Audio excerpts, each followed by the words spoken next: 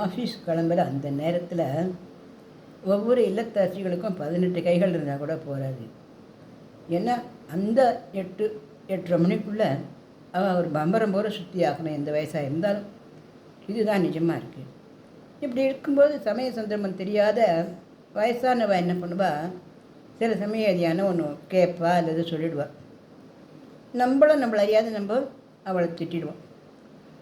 அது பரவாயில்ல. அப்புறம் ஆஃபீஸ்க்கு போனப்போ நாம் என்ன பண்ணணும், ஒரு 1 or 2 hours கழித்து கொஞ்சம் டைம் கிடைக்கும் பொழுது நம்ம அவளை சமாதானப்படுத்தணும். ஆஃபீஸ் டென்ஷனால் இந்த மாதிரி நான் திட்டிவிட்டேன், இங்கே வந்தது கொஞ்சம் எனக்கு நிதானத்துக்கு வந்துடுத்து, சாரிம்மா, சாரி அத்தை அப்படின்னு நம்ம சொல்லிடலாம். சம்பளத்தில் சாப்பாடு வச்சுருக்கேன், சாப்பிடுங்கோ, வச்சுட்டாதுங்கோ ப்ளீஸ், இந்த வார்த்தைகளை நம்ம சொல்லலாம். இது நமக்கு அவமானமோ அசிங்கமோ, அவள் தான் கத்தினா, அவள் தானே முதல்ல சண்டையை ஆரம்பித்தா, அப்படிலாம் நம்ம நினச்சிக்கக்கூடாது. ஏன் அப்படின்னா, நம்மளுக்கு 1008 டென்ஷன் இருக்குது, வரும், அப்புறம் வேலையெல்லாம் பண்ணுறோம், கொஞ்ச நாள் வேலைகள்லாம் முடிஞ்ச உடனே நம்மளுக்கு ஒரு நிதானத்துக்கு நம்ம வந்துடுவோம். ஆனால் வயசானவன் என்ன பண்ணிட்டுப்பா, பாவம் அதையே ரொம்ப பெருசாக நினச்சிட்டுருவா. ஏன்னா அவளுக்கு நிறைய வேலைகள்ன்றது கிடையாது இல்லையா. அவளை நம்ம பராமரித்து தானே காப்பாற்றி பார்த்துட்டுருக்கோம்.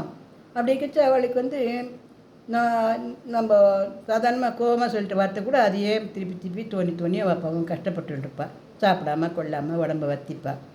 அதனால் நம்ம அப்படி சொல்லிட்டோம்னா அவள் என்ன பண்ணுவா, அதெல்லாம் ஒன்றும் இல்லைடா, நான் பார்த்துக்கிறேன், நீ ஆஃபீஸ் வேலையை பாரு அப்படின்னு அவளும் சொல்லிடுவாள்.